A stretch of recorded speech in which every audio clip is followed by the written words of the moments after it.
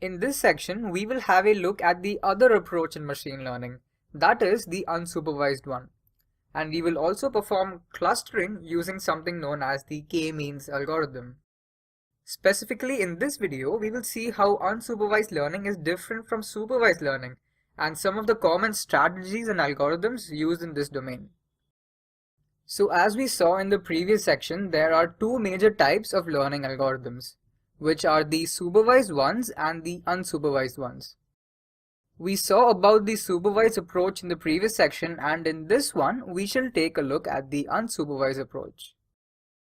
When a machine learning algorithm learns from training data that has not been labeled, it is termed as unsupervised, as the algorithm has no idea what the dataset contains. The algorithm is supposed to analyze this data and segregate or cluster it into various groups that are different from each other. Below is an example of an unlabeled dataset where there are only some images but no labels.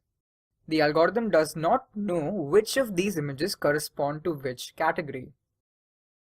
It is unsupervised in the sense that it is left up to the algorithms to discover interesting patterns in the dataset. They will then try to group the elements in the dataset into groups or clusters. The famous examples of unsupervised learning algorithms are the k-means clustering and hierarchical clustering. In this section, we will take a deeper look at the k-means clustering. After the clustering process has been performed, these are what the clusters or groups may look like.